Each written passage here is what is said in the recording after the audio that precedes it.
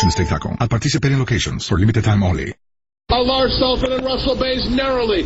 Market notes between horses. Rock and Denial continues to fight on. Lars Sultan, Rock and Denial. Here it is. Photo finish. It looked like a Lars Sultan. But as they come to the 16th pole, it's all Sky Dreamin' and Russell Bays. Scout is up to take the lead in the late stages. Russell Bays is now one away from 12,000 as Lookout Scout gets there. Musical Arts on the outside. Handful of Pearls is battling willingly. Capilate is trying to close, as is Here It Is.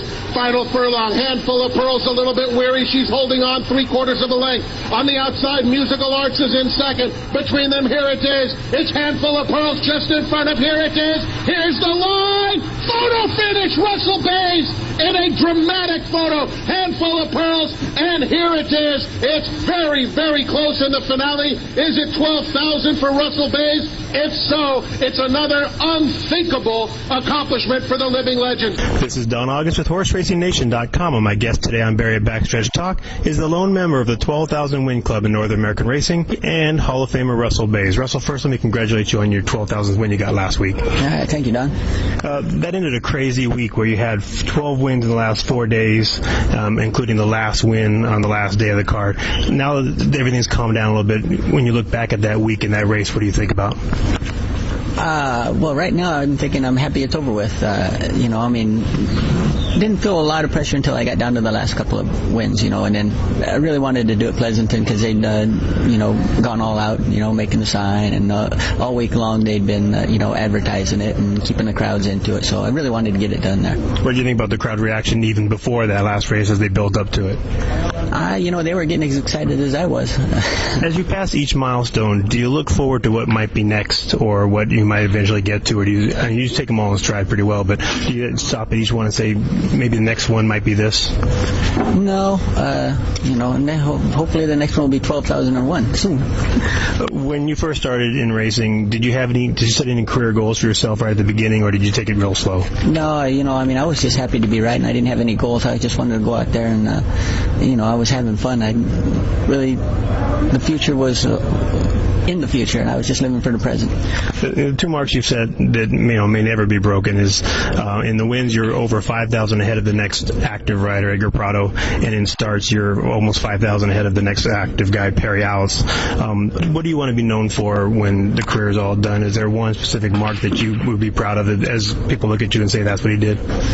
Not particularly, I think my record as a whole probably speak for itself. I hope that they'll be able to say I never got beat because I didn't try hard enough. Being the face of Northern California racing, the grind of the media and the fans can sometimes get to you. In the 3 years that I've been writing my column, I've never really ever seen you turn down an interview or an autograph or picture request. Do you feel that's an obligation that you have as being, Russell Bays? I don't think it's really an obligation. I just don't mind doing it. I'm happy to sign autographs for the fans. Don't mind doing the occasional interview. As the fans have changed a little bit toward you recent years. A lot of times you may have get booed on quite a few horses you came back on. Now they seem to appreciate you a little bit more. We've had good fans here in Northern California for a long time. They've been, real supportive for a long time for me. I'm going to name a few horses. I want you to tell everybody what makes them special to you. First of all, Bold Chieftain. Bold Chieftain was a good horse for a long time. He was a warrior right up to the finish when he was 9 years old. Lost in the Fog. Lost in the Fog was an exceptional horse, and just courageous beyond compared to win that last race when he had a cancer like he did. And what about Hawkster? Hawkster was a raving maniac, but he had tons of talent.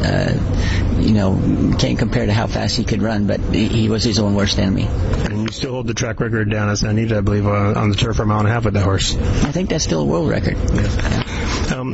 Earlier this year you had your 50,000th mount, and you were asked about retirement, as you are in most interviews, and you actually gave a little hint that day as to what may be popping up in the future. Do you remember that? I might have said next year I have 40 years in, but we'll cross that bridge when we get to it. I don't have any date set.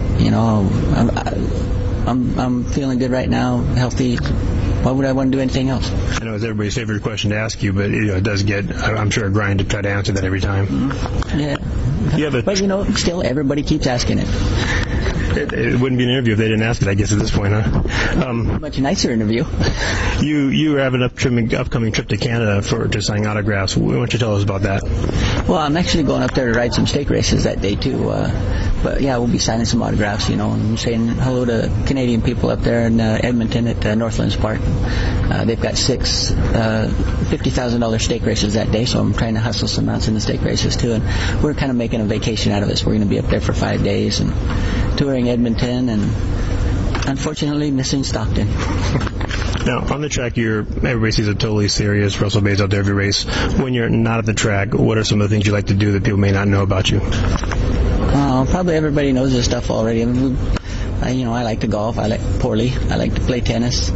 Don't do that too well either, but, I like doing those kind of things. And then I like fixing stuff around the house. And, there always seems to be something to be fixed around the house, so I get to do that a lot.